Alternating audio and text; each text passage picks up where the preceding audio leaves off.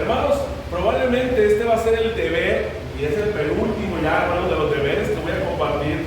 Probablemente este va a ser el deber más incómodo que voy a compartir con ustedes. Pero prefiero, hermano, como dice este hermano, que salgamos a lo mejor molestos, que espero que no, hermano, pero si se llegara a dar, prefiero que salgamos molestos, pero, hermanos, convencidos de que el Señor está hablando, y no, hermanos, solamente suavizar tu oído y con mis propias palabras llevarte al infierno.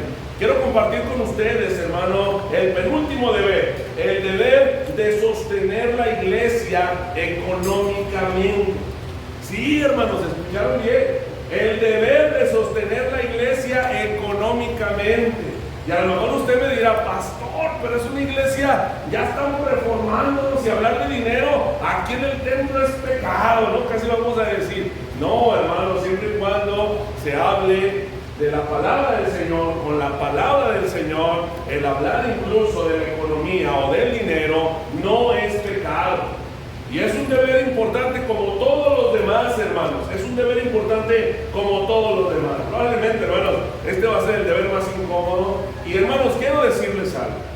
Nada de lo que yo escribí o puse en este sermón, o tomé en este sermón, hermanos, es de algo personal. El Señor sabe que no. De hecho, hermanos, venía platicando, le venía diciendo a una persona, a una hermana, hermano, lo primero que el Señor hace conmigo es, hermano, a mí, hermano, cuando yo estoy preparando la predicación, es hablar a mi corazón, y muchas de las veces estruja mi corazón, muchas de las veces, hermanos, me descalabra, ¿verdad? Muchas de las veces, hermano, me hace llorar. Entonces, esto primero es para mí, también es para mí. Por eso, hermanos, les comento, no es nada personal, pero si el Señor habla a tu corazón, hermano, si el Señor habla a tu vida, hermano, no digas que es para tu hermano. Si el Señor está hablando a tu corazón, hermano, recibe la palabra del Señor y obedece la palabra del Señor.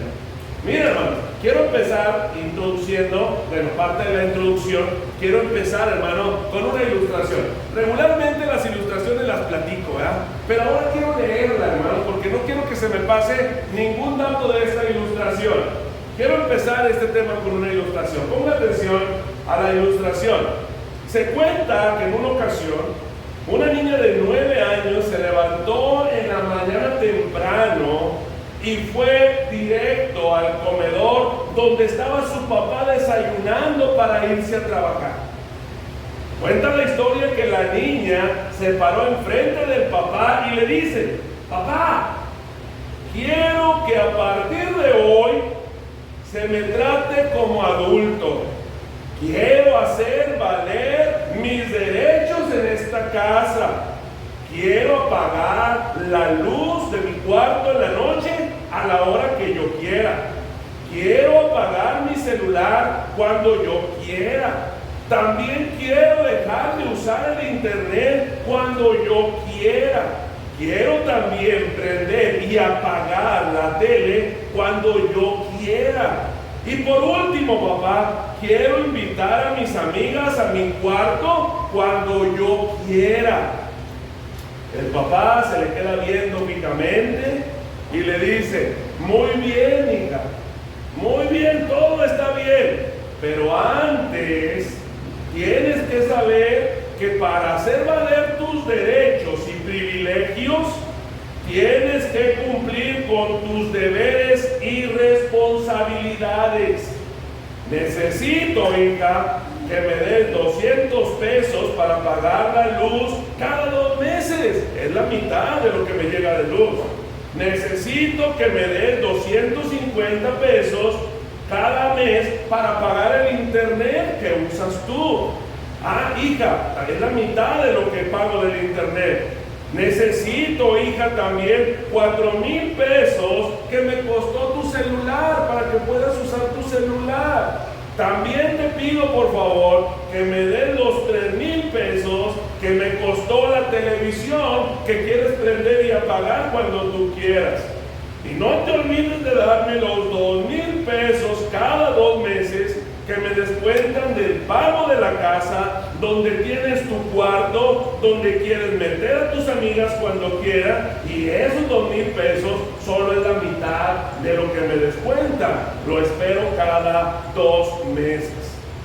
La niña se empezó a reír, avergonzada, y le dice a su papá: papá, quiero que mejor me trates como niña de nuevo, papá. Hermanos, esta historia no está muy lejos de la realidad para algunos miembros.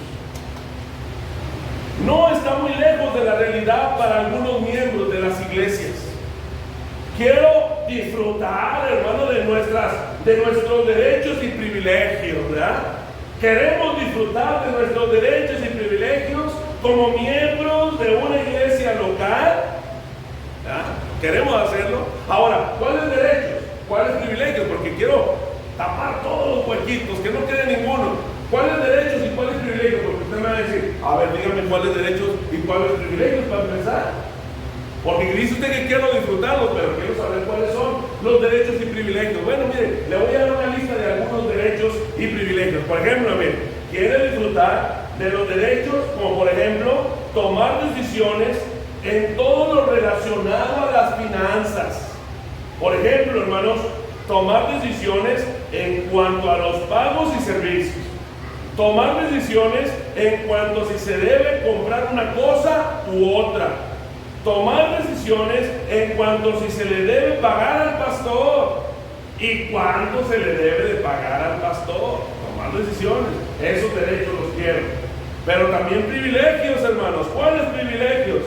Disfrutar de una silla en el templo, disfrutar de luz para poder prender un aire lavado o un aire acondicionado en el templo, disfrutar de un cañón para poder leer los cantos cuando se estén cantando, disfrutar de un sonido y la música de una guitarra, hermanos, con cuerdas metálicas que cada rato revienta el pastor, ¿eh? Disfrutar también o recibir consejo, enseñanza o predicación de un pastor. También, hermano, servicio de sanitario limpio, con agua, jabón, papel de baño, y disfrutar, hermano, de un templo limpio y agradable donde podamos alabar a nuestro Señor. Y más todavía que puedo agregar aquí, todos esos derechos y privilegios los queremos, pero ¿y qué tal con nuestras responsabilidades y deberes? Todas esas comodidades, hermanos, las queremos, pero sin cumplir con todos nuestros deberes y responsabilidades como miembros en lo concerniente, hermanos, a sostener la iglesia económicamente, aún cuando sabemos, hermanos, que para tener todas esas comodidades o privilegios se necesita el dinero. ¿Cómo puedo querer yo una silla, un banquito, un aire, tener luz, tener agua, hermano, que tenga el baño limpiecito, con papel, tener un sonido, guitarra, un cañón, todo, hermano, sin que cueste? No hay lógica en eso. No hay lógica en eso. ¿Entiende lo que le quiero decir? Se fija, hermanos, esto tiene mucha relación con la ilustración de la niña. Porque muchas personas que llegan a ser incluso miembros de las iglesias quieren hacer valer sus derechos y privilegios, pero no quieren deberes ni responsabilidades. Quieren disfrutar de una silla con aire lavado, acondicionado, una luz, un baño con agua, pero no quieren pagar o dar para que se pague esa luz, esa agua, para que se pague para el rollo, para el favor, para que se compre el cañón y todo lo demás. Vea cómo somos tan incongruentes en las cosas, hermano. Tristemente, en las iglesias hay hermanos que egoísta y tacañamente, hermano, sí, me escucho bien, hermano, tacañamente, estoy buscando la palabra menos ofensiva, hermanos, y la palabra correcta es tacaño. A lo mejor ya para el norte es codo, pero tacaño es la palabra correcta que usted puede buscar buscar en el diccionario y ahí le va a aparecer. Tristemente, hermano, en las iglesias hay hermanos que egoísta y tacañamente no quieren dar de lo que el Señor les ha dado. Y dije bien, hermanos, de lo que el Señor les ha dado para sostener la iglesia y sus ministerios. Dice Primera de Crónicas 29:14, lo leímos hace un momento, porque todo es tuyo. Por eso les digo, hermanos, de lo que Dios nos ha dado, porque todo es tuyo y de lo recibido de tu mano te damos. Tristemente, hermano, hay hermanos que no quieren dar ni siquiera para tener un lugar donde reunirse y seguir disfrutando de nuestras reuniones, hermano, con poca o mucha comodidad, como quiera verlo, hermano. Te recalco, hermanos, las comodidades no es lo más importante en lo que la iglesia debe de gastar su dinero. Lo vuelvo a decir, hermanos, las comodidades y lujos no es lo más importante en lo que la iglesia debe de gastar su dinero. Personas, hermano, en las iglesias hay que en su mente está el dar lo menos posible, lo menos que se pueda para el sostenimiento de la iglesia. Personas, hermano, que creen que con dar una o dos monedas, hermano, es suficiente para que todas las áreas o ministerios de la iglesia se sostengan. Y dicen, pues si la viuda dio 2 blancas, ¿por qué no he de dar yo 2 monedas? Ahí hasta somos bíblicos. Hermano, qué triste es eso. Personas que asumen egoístamente, hermano, si yo no doy, no hay problema. Yo sé que hay hermanos que seguramente sí van a dar. La filosofía o la forma de pensar de estos miembros, hermanos, es que en la iglesia se debe de dar por amor y voluntariamente, nunca por obligación. Porque los hay, hermano, personas que piensan de esta manera. No, es que en la iglesia se debe dar por amor y voluntariamente, nunca por obligación. Ahí no nos pueden obligar.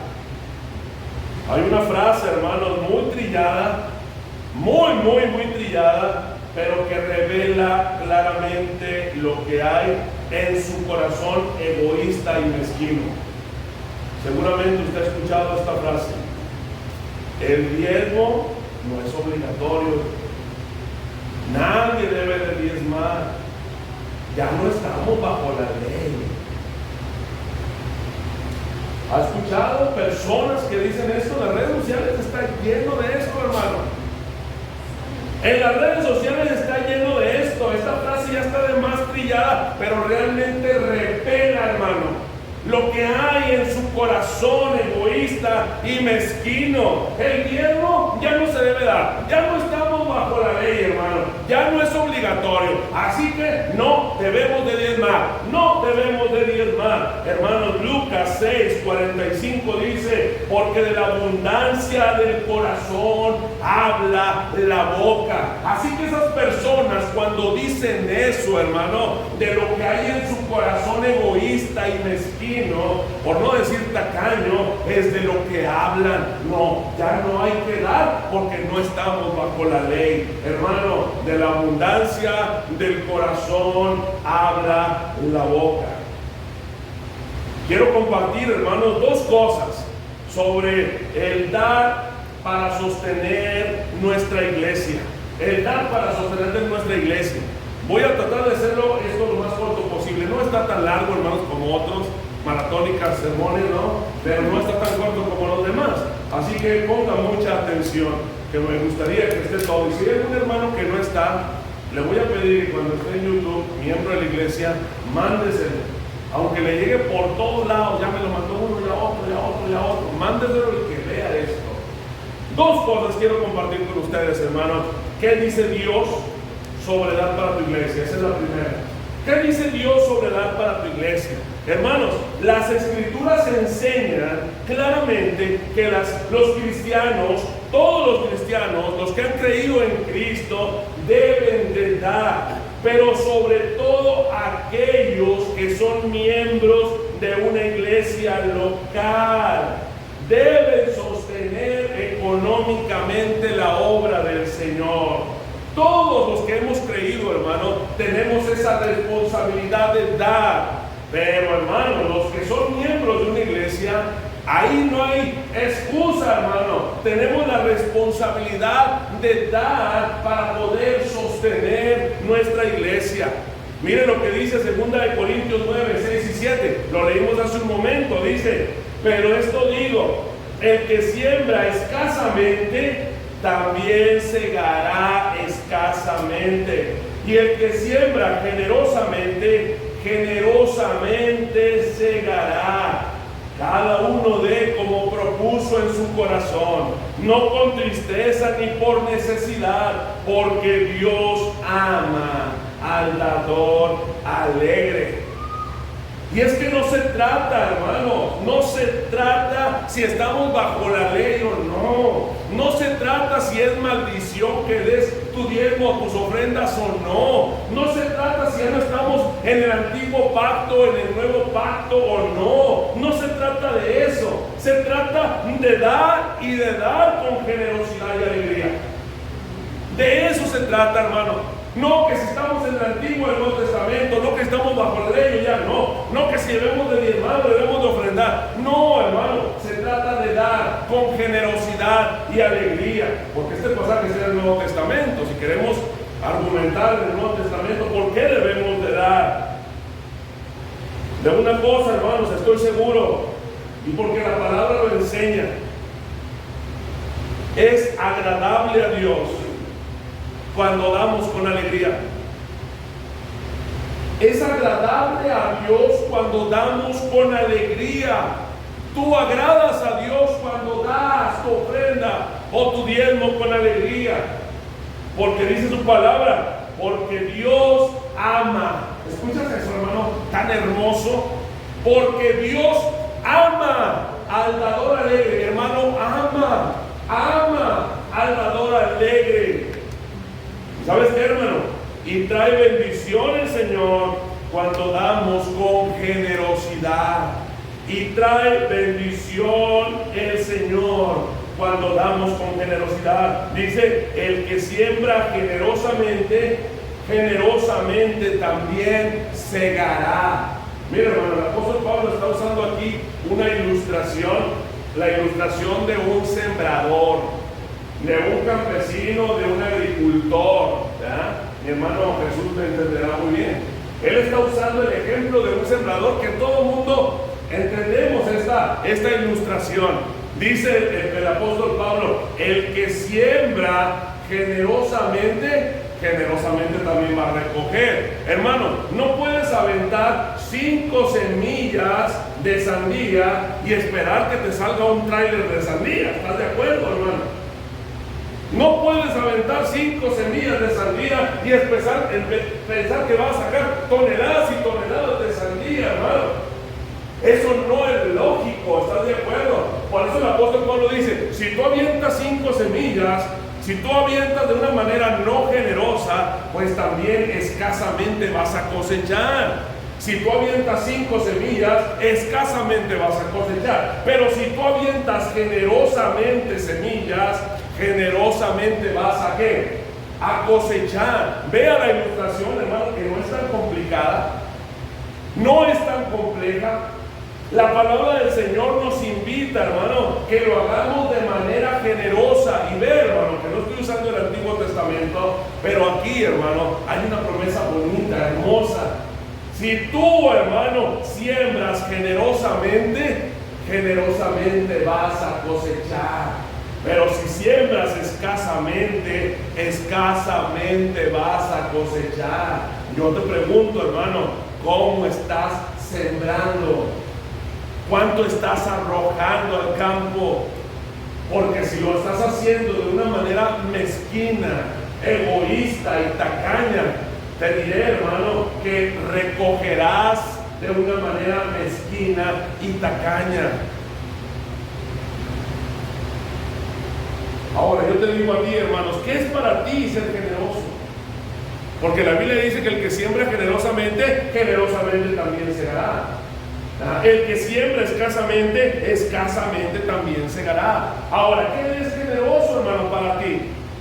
Hermano, si tú ganas 2,000 pesos a la semana, creo que el salario mínimo son 2,000. A ver, hermanos, ¿qué? 2,200 más o menos. Vamos a poner que ganas 2,000 pesos.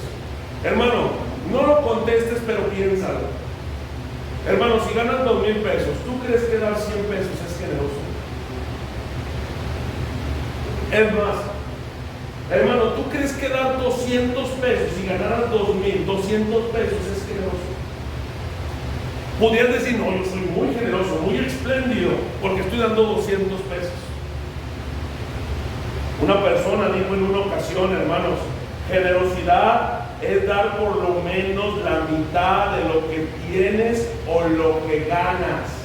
Y luego dijo, hermano, no podemos decir que algo es generoso si no es por lo menos la misma cantidad con la que te quedas tú. No podemos decir que algo es generoso si no es por lo menos la mitad o la misma cantidad que con la que te quedas tú. En otras palabras, hermano, para poder decir que damos generoso, hermano, es dar por lo menos el 50% de lo que tú ganas. Ahora usted me dirá, hermano, que el diezmo, que no debemos dar diezmo, hermanos. ¿Quién anda diciendo esa mentira? Después de haber escuchado eso, decir, hermano, diezmo, mejor doy mi diezmo, el 10%. No hablemos de generosidad, vamos a irnos más tranquilamente, hermanos. Vea lo que dice la palabra en el Antiguo Testamento sobre dar con alegría y generosidad. Primera de Crónicas 29:9 dice, y se alegró el pueblo, escuche, se alegró el pueblo, lo dieron con alegría por haber contribuido voluntariamente, porque de todo corazón ofrecieron a Jehová voluntariamente. Ahora vea lo que dice Éxodo 36, del 2 al 7. Vea lo que dice cuando tiene que ver con generosidad. Ya vimos algo que es dar con alegría. Ahora algo que es dar con generosidad. Éxodo 36, del 2 al 7 dice, y Moisés llamó a Bezalel y a Oholiab y a todo varón sabio de corazón, en cuyo corazón había puesto Jehová sabiduría, todo hombre a quien su corazón le movía a venir a la obra para trabajar en ella. Y tomaron de delante de Moisés toda la ofrenda que los hijos de Israel habían traído para la obra del servicio del santuario, a fin de hacerla. Y ellos seguían trayendo ofrenda voluntariamente cada mañana, tanto que vinieron todos los maestros que hacían toda la obra del santuario, cada uno de la obra que hacía, y hablaron a Moisés diciendo, el pueblo trae mucho más de lo que necesita, de lo que se necesita para la obra que Jehová ha mandado que se haga. Entonces Moisés mandó pregonar por el campamento diciendo, ningún hombre ni mujer haga más para la ofrenda del santuario. Así se le impidió al pueblo ofrecer más, pues tenían material abundante para hacer toda la obra y sobraba. Oh, hermano, ese debe ser el corazón de un hijo de Dios. Ese debe ser el corazón de un hijo de Dios. No dudo, hermano, que en la mente del apóstol Pablo, cuando escribe 2 Corintios 9, que acabamos de leer, no dudo que en la mente del apóstol Pablo tal vez estaban estos ejemplos, hermano, de dar con alegría y de dar con generosidad. Ahora, y si usted me dice, ay, hermano, pero eso es del Antiguo Testamento, eso no cabe aquí. Aquí estamos en el Nuevo Testamento. Esa generosidad y alegría era en el Antiguo Pacto. Ahora en el Nuevo Pacto ya es otra cosa, hermano. Bueno, hermanos, el Nuevo Testamento también tiene ejemplos de alegría y generosidad. Mire lo que dice Hechos 42 al 45. Todos los que habían creído estaban juntos y tenían en común todas las cosas. Está hablando de la primera iglesia, hermanos. Y vendían sus propiedades y sus bienes y los repartían a todos según la necesidad de cada uno. Ve otro ejemplo en Hechos 4, 34 al 35. Así que no había entre ellos ninguna necesidad, porque todos los que poseían heredades o casas las vendían y traían el precio de lo vendido y lo ponían a los pies de los apóstoles, y se repartía a cada uno según su necesidad. Ese es el corazón de un verdadero creyente. Y si usted me vuelve a decir, hermano, pero ahí no está hablando de ofrenda, y lo tengo que decir, hermano, porque le buscamos por todos lados para justificar que no debemos de dar. Hermano, no somos así. Bueno, aquí en el himno, ¿verdad? Aquí en el himno somos así. Ahorita lo voy a decir al hermano Artega, a ver si es cierto. Ahorita que cuente, nada es cierto, no se cree. Pero hermanos, esto, vea, hermano, porque podemos decir, esto no es ofrenda, hermano. Sí lo es, hermano. La primera iglesia estaba ofrendando ya para las necesidades de la iglesia. Ahora, la iglesia no es el templo, hermanos. La iglesia son los miembros. Y la iglesia estaba ofrendando para las necesidades de la iglesia. Hermanos, en ese tiempo todavía había un templo ahí. No tenían que construir como nosotros, ni tener que adornarlo, porque para eso estaban los fariseos ahí religiosos, que ya lo tenían muy adornado. En eso no invertían. Ellos sabían y entendían que había una prioridad, porque ya tenían un templo. Cuando destruían el templo de Herodes, y estaba bonito. Ellos sabían que había otra prioridad, y era la necesidad de los miembros de la iglesia. Entonces, aunque usted quiera decir que no era ofrenda, hermano, lo era. Y puede investigar si quiere, pero bueno, vamos a decir que no era ofrenda, aunque lo es. No deja de ser, hermano, un acto de generosidad. ¿O ve usted ahí algún tacaño, hermanos? Dice que todos los que tenían propiedades y casas las vendían y las ponían a los pies de los apóstoles para repartirlo. Hermano, ese es el corazón de un creyente, de un verdadero creyente. No solo se espera que un miembro, hermano, sostenga generosamente a su iglesia. No solo se espera eso, hermano, que un miembro sostenga generosamente a su iglesia, sino que es su deber. Escucha esa palabra, hermano, su deber, porque a veces estamos como la niña, hermano, queremos hacer valer nuestros derechos y privilegios, pero ¿qué con nuestros deberes y responsabilidades? Hermano, es nuestro deber como miembros sostener económicamente esta iglesia y sus ministerios. Todos los miembros de la iglesia, hermano, deben conformarse a la regla de las Escrituras. Escucha esto, hermano. Donde el diezmo no se impone al pueblo de Dios como una carga, como se hacía en el Antiguo Testamento. No se impone al pueblo de Dios como una carga, pero sí se debe de insistir en él como una expresión de adoración a Dios y como la forma bíblica básica o mínima que un miembro debe de dar. Hermano, el diezmo es lo menos que puedes dar. Mira, hermano, me estoy platicando con mi hermana Betty ahorita en el camino. Voy a salir un poquito aquí. Solo déjenme tomar. Estamos poquitos, hermano, para que le pierda,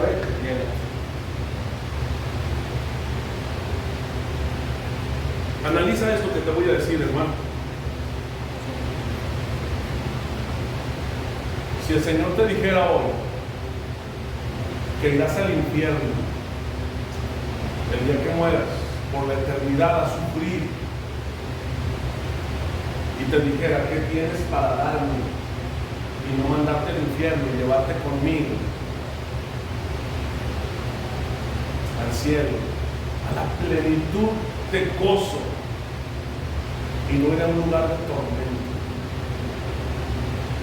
hermano, te aseguro que hasta los centavitos que tienes ahí en la casa los andarías buscando para hacer el Señor. Si el Señor llegara hoy y te dijera, vas a ir al infierno, que es solamente por un ejemplo, hermano, para que me puedan entender, vas a ir al infierno, ¿qué tienes para darme? Dame todo lo que tienes para darme. Hablando de dinero, hermano, estoy seguro que le darías todo lo que tiene. Es más, si no todo lo que tiene, de ahí hasta que te mueras le darías todo, con tal de ir al infierno. Hermanos, el Señor ya lo hizo. No vas a ir al infierno. ¿Sabes qué es lo menos que puedes hacer? Dar con generosidad, hermano, porque tu salvación no vale tu sueldo. La vida del Hijo de Dios no vale tu sueldo, hermano. La vida del Hijo de Dios no vale tu casa. La vida del Hijo de Dios no vale, hermano, tu carro, no vale tu negocio. La vida del Hijo de Dios, aunque pagó tu salvación, no vale el cochino dinero. Por eso, hermano, lo mejor o lo mínimo que podríamos dar, hermano, por la salvación que Él nos dio, en gratitud, hermano, es darle generosamente de lo que Él mismo te está dando, generosamente. ¿Por qué cerramos la mano? ¿Por qué cerrar la mano, hermano? Cuando Él lo dio todo por ti, todo. Él no se detuvo en nada. Él no se retuvo en nada. Se dio por completo. Él no dio algo. Él se dio por completo. ¿Por qué tú tienes que menospreciar? ¿Y por qué le das migajas cuando Él te dio todo? ¿Por qué, hermano, tenemos que ser tan mezquinos y tiene que dar lo menos que podamos cuando en agradecimiento, hermano, Él merece no solo tu sueldo, no solo tu casa, no solo tu carro, no solo tu negocio, es más, no merece, Él, hermano, todo lo que tienes no pagaría, ni el mundo entero, hermano, pagaría la muerte de Dios mismo, del Hijo de Dios. Ni el hombre más rico del mundo podría pagar la muerte del Hijo de Dios para salvarlo. ¿Y por qué somos tan mezquinos para darle al Señor? ¿Por qué somos tan cerrados para darle al Señor? Si en gratitud por la salvación, hermano, ya no hay más condenación para los que estamos en Cristo Jesús. Si estás en Cristo, hermano, y no hay más condenación para ti, ¿por qué no hay un agradecimiento donde digas, Señor, ten generosamente, porque ni siquiera mi vida, Señor, vale tu sacrificio, ni mi casa, ni mi carro, ni mi dinero, Señor, por nada de eso pago la muerte de tu Hijo Jesucristo en la cruz. Amén. Gloria a Dios. Oh, hermanos, ven qué diferente forma.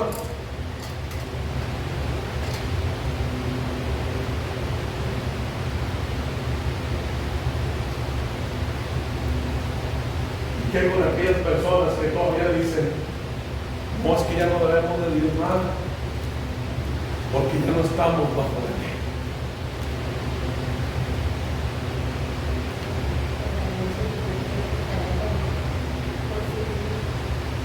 Como si todo lo que tuviéramos valiera, hermano, la salvación. Sabes que el rico, cuando estaba en el infierno, ahorita está en el infierno, y ahí donde está, te puedo asegurar que daría toda su riqueza, todas sus posesiones ahorita por la salvación, para no estar en ese lugar de tormento. Si el Señor te salvó, hermano, ¿cuánto valoras la salvación?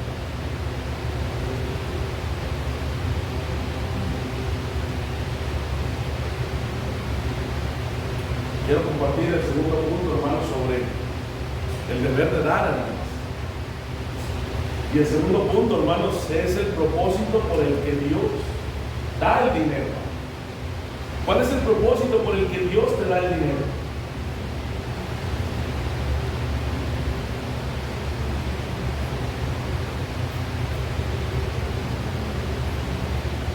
Y esto espero que les haga estremecer, hermanos. El jueves antepasado, hermanos, terminando la oración, allá afuera estábamos platicando la hermana Prisi y yo y el hermano Ramos, no quién más, creo que el hermano Ramos, sobre cómo tenemos una idea equivocada, hermanos, del dinero que el Señor nos da. Tenemos una idea equivocada del dinero que Dios nos da. Escucha esto que te voy a decir, hermano. Dios no nos da más dinero del que necesitamos para nosotros. Cuando hablo del que necesitamos, es decir, tú tienes ropa, tienes zapatos, tienes comida, tienes casa, tienes un carro que es necesidad, o una camioneta. Bueno, todo eso está bien. Escucha lo que estoy diciendo. Dios no nos da más dinero del que necesitamos para nosotros. Dios, hermano, no te enriquece para ti.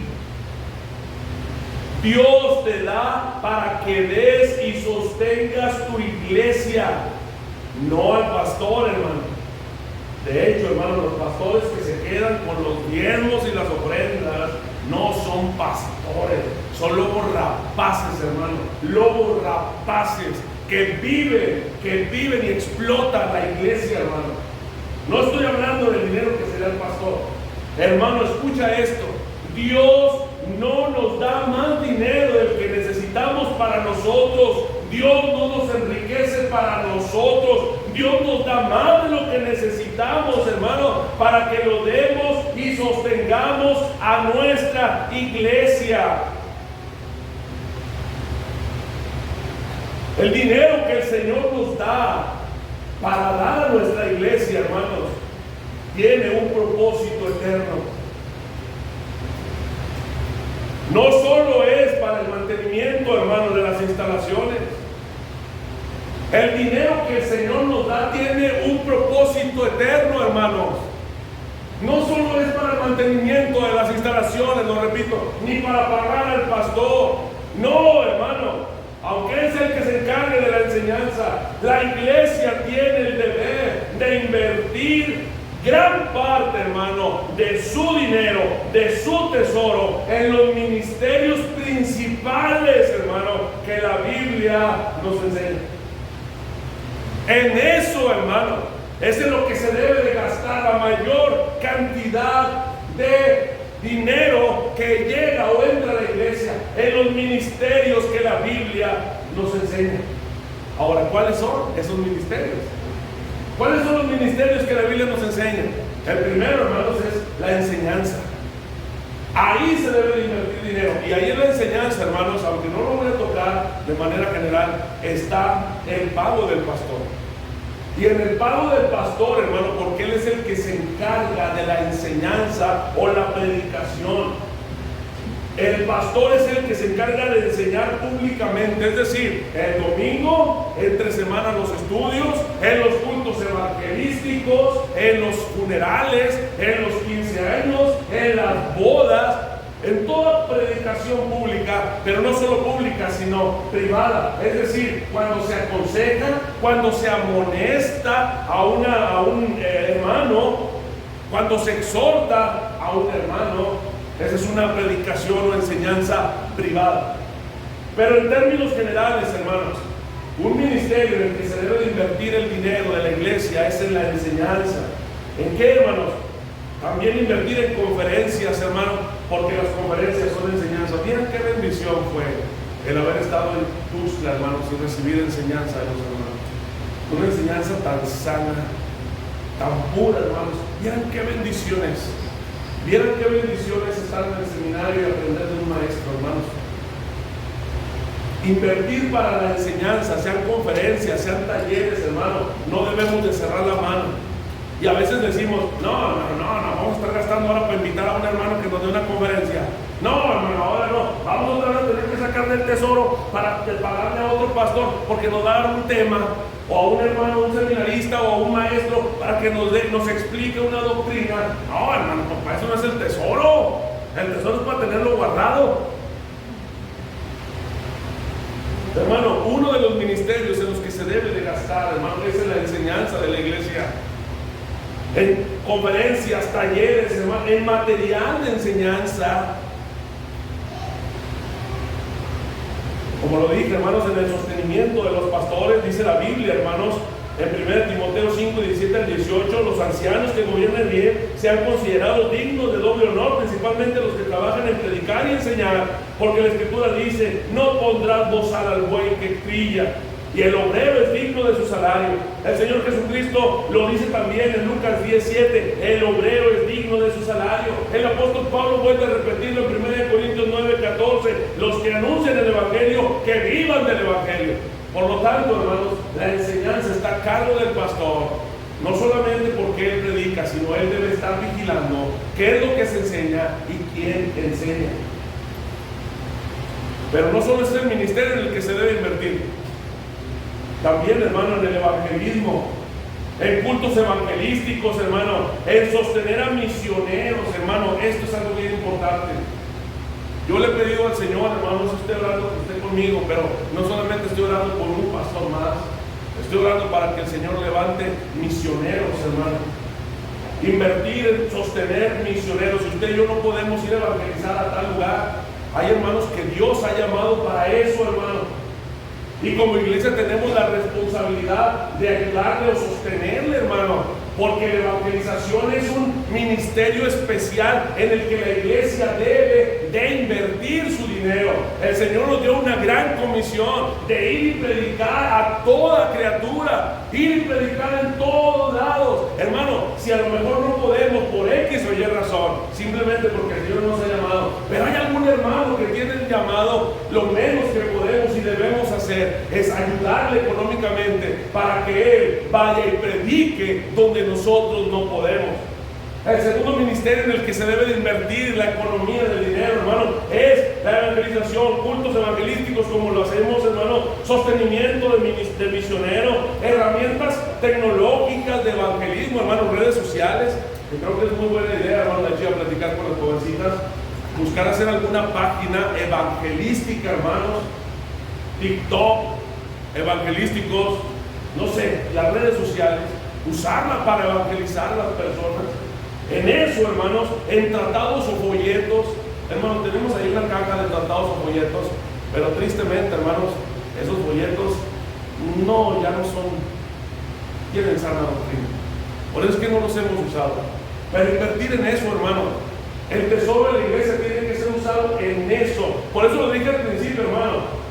El usar el dinero de la iglesia principalmente no es en arreglar y que esté tan bonito y tan grande el templo. Obviamente, hermano, que es bueno tenerlo de manera digna, pero esa no es la prioridad. La prioridad es la enseñanza, la prioridad es la evangelización, que el perdido conozca de Cristo. Esa es prioridad. Dice Filipenses 4 del 15 al 16, y sabéis también vosotros, oh filipenses, que al principio de la predicación del evangelio, ¿qué hacía el apóstol Pablo? Predicar el evangelio. Era un misionero, un evangelista. Cuando partí de Macedonia, ninguna iglesia participó conmigo en razón de dar y recibir, sino vosotros solos. Pues aún a Tesalónica me enviasteis una y otra vez para mis necesidades. Porque se debe invertir, hermano, para el evangelio, para predicar el evangelio. Vea lo que dice Romanos 10, del 14 al 15. ¿Cómo pues invocarán a aquel en el cual no han creído? ¿Y cómo creerán en aquel de que no han oído? ¿Y cómo irán sin haber quien les predique? ¿Y cómo predicarán si no fueren enviados? ¿Quiénes son los enviados? Los misioneros. Si no enviamos misioneros, ¿cómo van a escuchar, hermano? ¿Cómo invocarán a aquel en el cual no han creído? ¿Y cómo creerán en aquel en el cual no han oído? ¿Y cómo irán sin haber quien les predique? O si no los enviamos.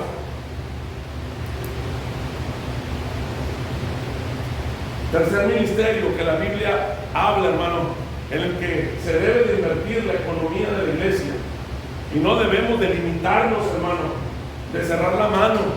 Y espero, hermano, que esto sea una enseñanza que se ponga en práctica. Y espero, hermano, no escuchar hermanos que empiezan a cerrar la mano o a querer buscar que no se gaste cuando esto es lo que vale la pena de ir a trabajar en Jorge. Tercer ministerio, el sostenimiento de las viudas. El sostenimiento de las viudas, nadie piensa en eso, pero es un ministerio que la iglesia entendía que tenía que llevar. Vea lo que dice Hechos 6 del 1 al 2. En aquellos días, como creía el número de los discípulos, hubo murmuración de los griegos contra los hebreos de que las viudas de aquellos eran desatendidas en la distribución diaria. Entonces los 12 convocaron a la multitud de los discípulos y dijeron: no es justo que nosotros ya conocemos, ¿verdad? Es la elección de los diáconos. Pero vean cómo los griegos se molestan porque decían: es que no nos están atendiendo a nuestras viudas griegas. La iglesia tenía el ministerio de sostener a las viudas, hermano. Sostener a las viudas. Mire 1 Timoteo 5, del 9 al 16.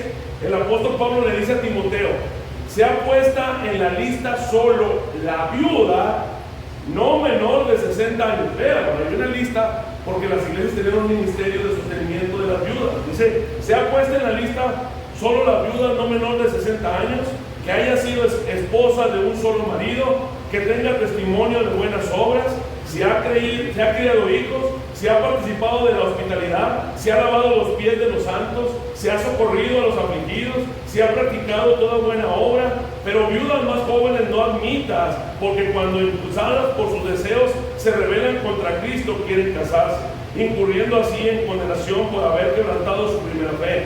Y también aprenden a ser ociosas, andando de casa en casa, y no solamente ociosas, sino también chismosas y entrometidas, hablando lo que no debieran.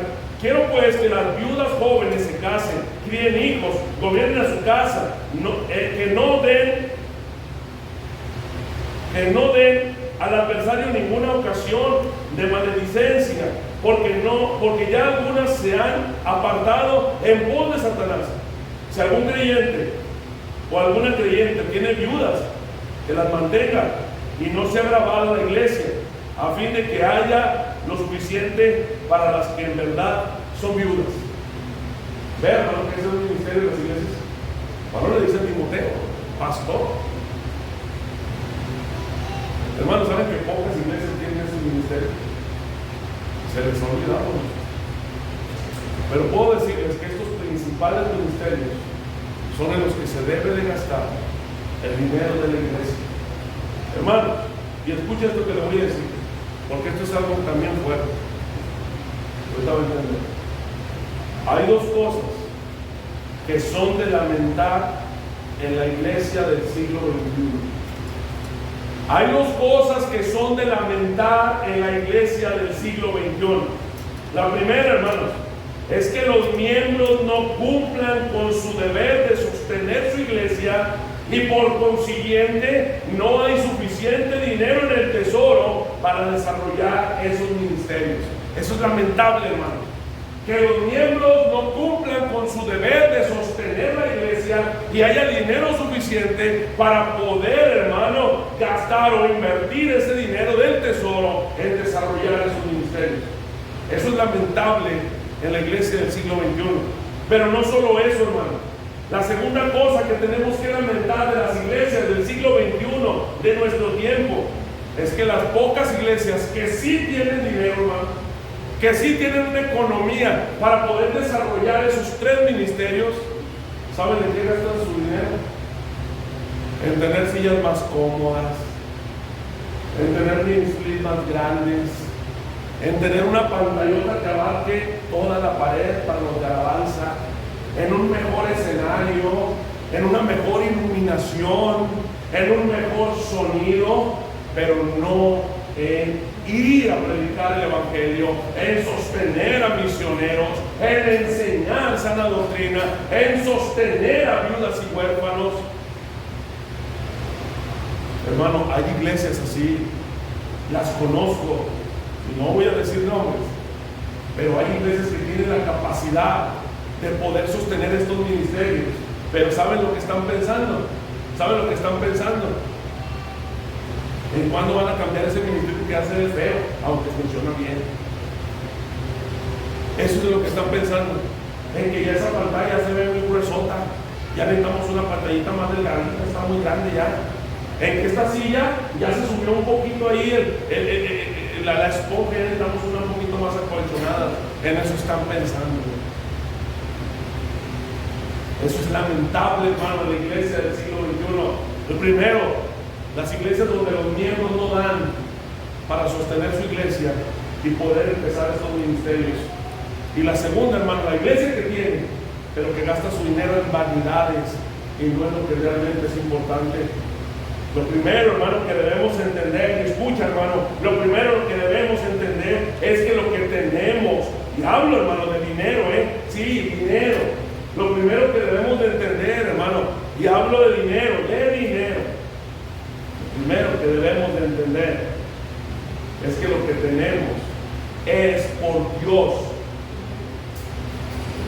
Lo que tenemos es por Dios, sí, hermano. Tu carro, el carro que tienes es por Dios. La casa que tienes es por Dios. El negocio que tienes es por Dios. Hermano, el dinero que tienes en el banco, en tu cartera, es por Dios. La herramienta que tienes es por Dios. Tu comedor es por Dios. Todo lo que tenemos es por Dios. Deuteronomio 8:18 dice: sino acuérdate de Jehová tu Dios, porque Él te da el poder para hacer las riquezas. Porque Él te da el poder para hacer las riquezas, hermano. Fue de Él que te dio la capacidad para que tú hicieras lo que tienes. Hermanos, la gracia para poder platicar con tu jefe y que te suban de puesto, o para poder hacer contrato con los que van a invertir contigo en tu negocio, esa gracia te la dio Dios.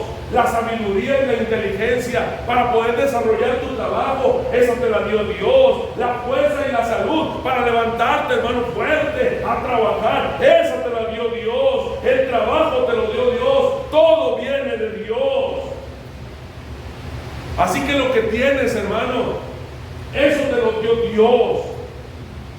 Y si piensas lo contrario, ten cuidado, hermano, porque no te vaya a pasar como ese hombre rico, ese hombre rey de un imperio que llegó a decir: oh, cuánto tengo, oh, cuánto tengo, con mi sabiduría, con mi poder. Y ese mismo día, bueno, 3 años después, en un día, en un solo día, lo ves comiendo pasto junto con las bestias en el campo, donde su pelo, su espalda se llenaba de rocío y las uñas eran largas. Así, hermano, cuidado cuando piensas que es por ti y por tu sabiduría, por tu inteligencia o por tu fuerza. Cuidado, hermano, porque lo que tienes es del Señor, sea poco o sea mucho, lo tienes por el Señor. Cuidado, no te vaya a pasar lo que Nabucodonosor, y en el mismo día estés comiendo pasto junto con los animales.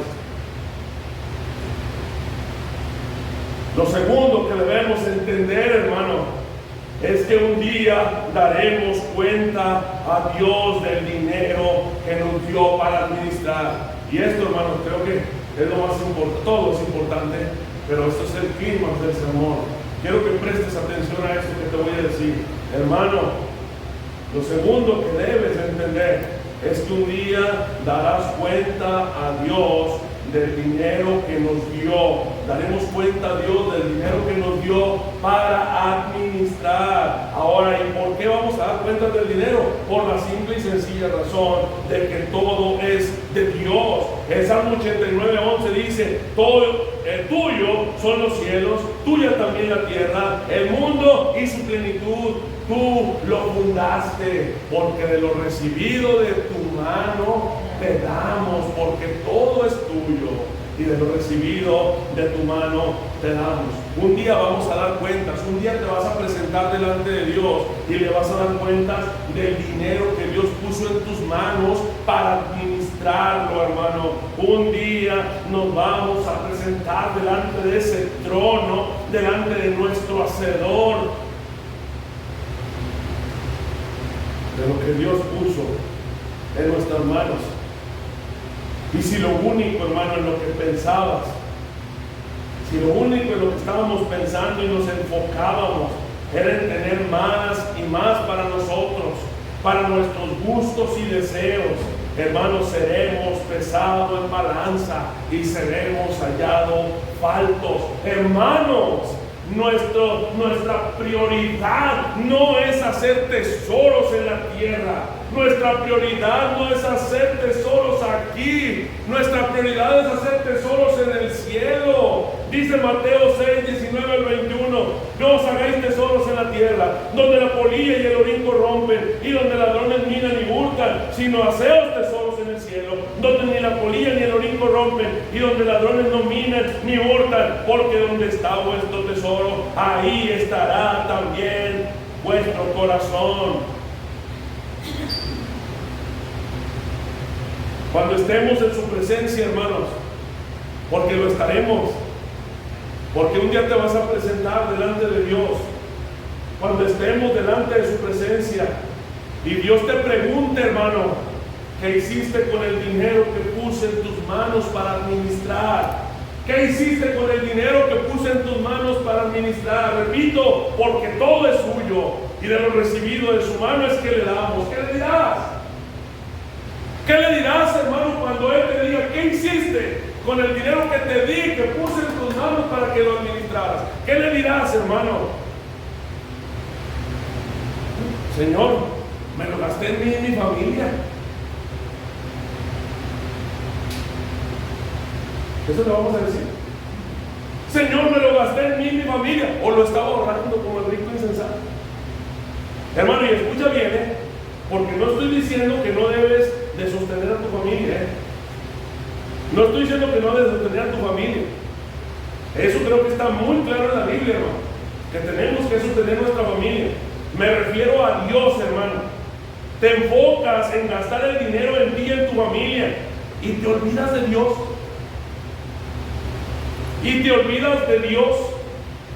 Hermano, Dios no nos da más de lo que tú y yo necesitamos para nosotros.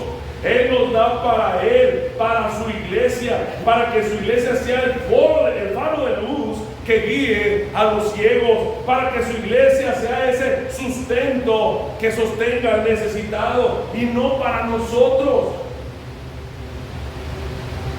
Mira, hermano, voy a aterrizar la enseñanza. La voy a aterrizar para que me entiendan mejor. ¿A dónde vamos?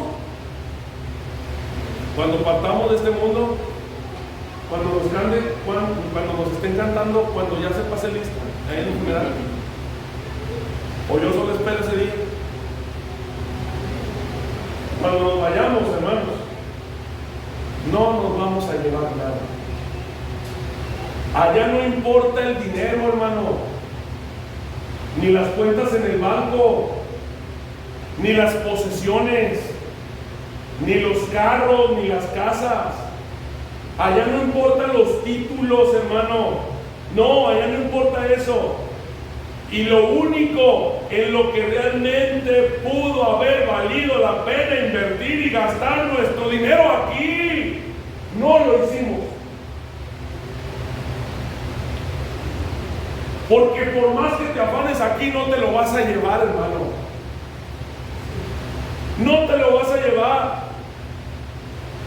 Y en lo único, hermano, en lo que realmente valía la pena que tú invirtieras tu dinero aquí, no lo hiciste. No dimos para que la iglesia cumpliera con su deber de enseñar, de evangelizar y de sostener a las viudas y a los huérfanos. En otras palabras, hermano, no hiciste tesoros en el cielo. No hiciste tesoros en el cielo. Nuestro corazón estaba en las cosas de la tierra. Estaba en la familia, en la comida, en el dinero, en la ropa, en los zapatos, en los lujos, en los carros, en los viajes. Ahí estaba nuestro corazón. Porque donde está vuestro tesoro, ahí estará también vuestro corazón. ¿Sabes lo que quiere decir este pasaje, hermano? Esta frase. Lo que este versículo quiere decir, el tesoro es lo más importante que tenemos. Es lo más importante en el contexto de la Biblia, hermanos. Un tesoro es algo lo más importante. Pues hay una parábola del tesoro escondido. ¿Lo has escuchado? Donde gastas todo, compras el terreno y sacas tu tesoro. En el contexto bíblico, el tesoro es lo más importante. ¿Sabes lo que quiere decir este pasaje? Que donde está lo más importante, ahí está tu corazón. Si el dinero es lo más importante, ahí está tu corazón. Si las posesiones es lo más importante, ahí está tu corazón. Si los carros es lo más importante, ahí está tu corazón. Si la ropa es lo más importante, ahí está tu corazón. Si la casa es más importante, ahí está tu corazón. Podemos entender, hermanos, por qué les digo que Dios no nos da más dinero para nosotros y nuestro egoísta corazón. Si Dios nos da más, es para que demos más y sostengamos nuestra iglesia y podamos cumplir con nuestro deber como embajadores aquí en la tierra y prediquemos al que está camino al infierno y sostengamos al necesitado, a la viuda y al huérfano, que esa es la misión de la iglesia. Y eso, hermano, es hacer tesoros en el cielo. Hermano, Dios no te da más dinero a ti para que lo gastes en ti. Dios te da lo necesario para que comas, para que te vistas, para que te calces, para que te muevas. Pero si ya el Señor te está dando más de lo necesario, puedes estar seguro que no te lo está dando para que te lo gastes en tu egoísta corazón. Si Dios te está dando más de lo necesario, te lo está dando para que lo des a la iglesia, y la iglesia puede empezar los ministerios que la misma palabra dice, y podamos predicar el evangelio, y se puede alimentar a la viuda, a lo que no tiene, al huérfano, y se puede enseñar sana doctrina en la iglesia. Recuerda, hermano, que un día te vas a presentar delante del Señor y Él te va a decir: ¿qué hiciste con el dinero que puse en tus manos? ¿Qué hiciste? Hermano, repito, si tú le dices: me lo gasté en mí, en mi familia, serás pesado en balanza y serás reprobado, serás hallado falto, porque lo único en lo que realmente vale la pena y hace tesoros en el cielo es en los ministerios que la iglesia debe de tener. Qué triste, hermano, es que la iglesia no pueda tener esos ministerios porque los hermanos no cumplen con el deber de dar para sostener su iglesia.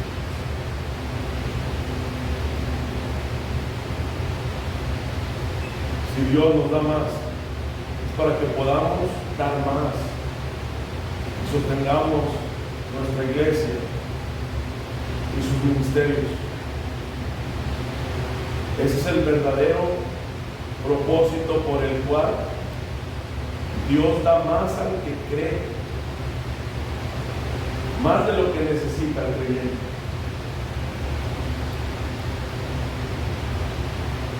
¿Cuántos de nosotros creemos que nos da más para nosotros?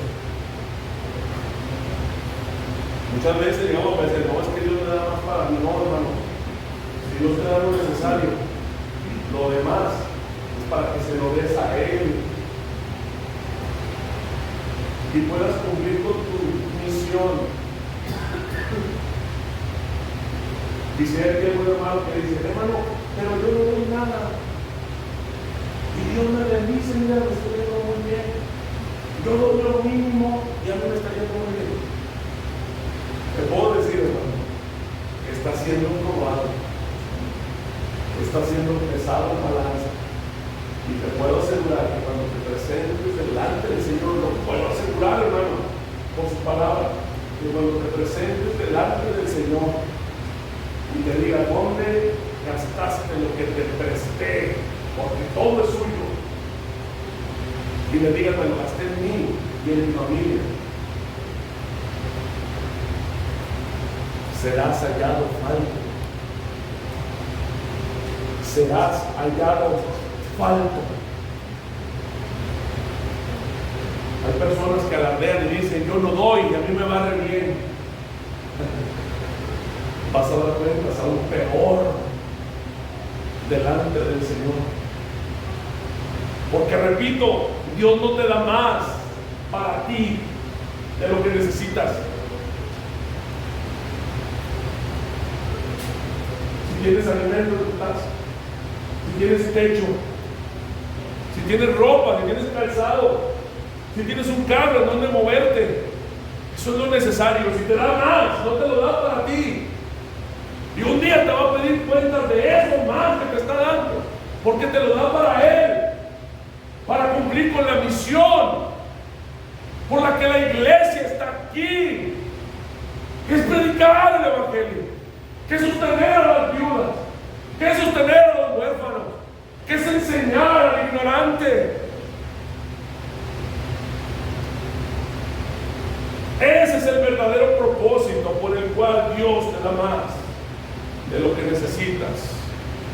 Y fíjate, hermano, no estoy hablando.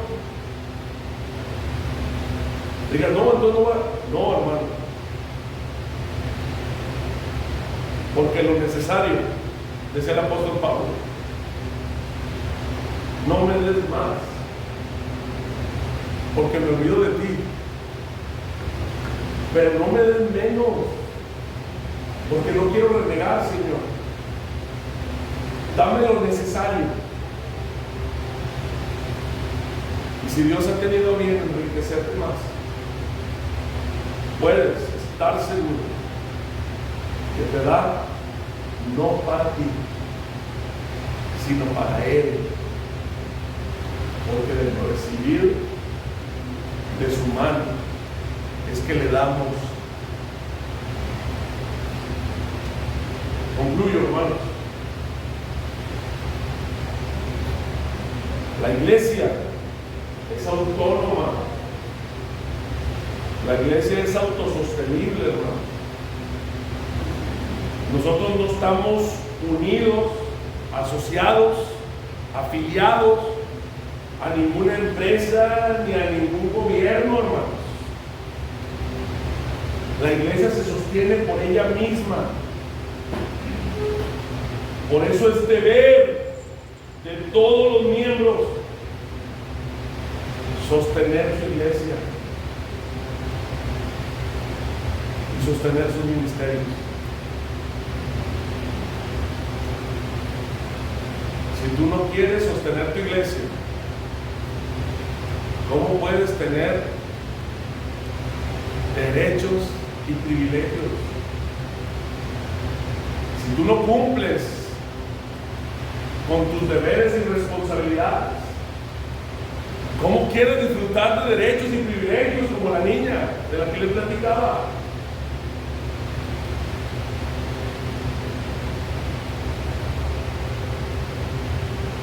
Si sigues pensando como el rico, el joven rico que se quedó con el Señor, y le dice el Señor, vende todo lo que tienes y dáselo a los pobres. No le dice, porque usted listamente, como le digo, siempre tenemos excusas, ¿no? No le está diciendo que se lo da a la iglesia, hermano. Hermano, no había una iglesia. ¿Están de acuerdo con el Señor Jesús? Aún no había una iglesia. Vende lo que tienes y dáselo a los pobres. Y el joven rico se va triste porque tenía muchas posesiones. Y no es que se quedara pobre el joven rico, sino de lo que Dios le había dado a él pudiera compartir a los pobres. Si entiendes esto, hermano, y aún cierras tu mano, porque el Señor te está dando más de lo que necesitas, vas a perecer con tu dinero. Vas a perecer con tu dinero. Te lo puedo asegurar. Te lo puedo asegurar. Hermanos, tenemos un deber como miembros.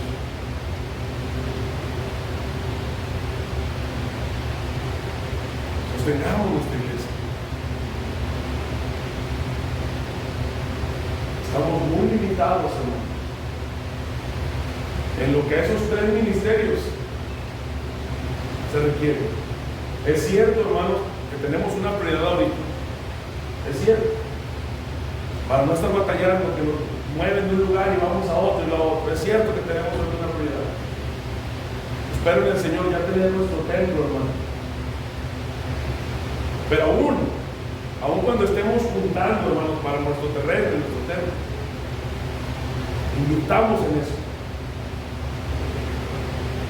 Que un día, hermanos, Elohim pueda tener un ministerio completo evangelístico de hombres preparados para predicar la palabra en todo tiempo, de sostenimiento de misioneros, que tenga en las redes sociales páginas, hermanos, donde aquel que busque encuentre el evangelio ahí,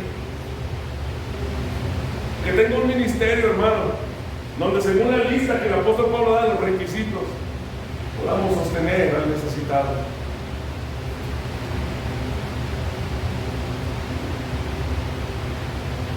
Es un deber, hermanos. Es una responsabilidad. hacer una pregunta aún de las predicaciones o los deberes, hermano, con toda confianza. Acérquese conmigo y créame que voy a ampliar más todavía lo que le estoy diciendo. Más aún lo que le estoy diciendo. Dios le bendiga.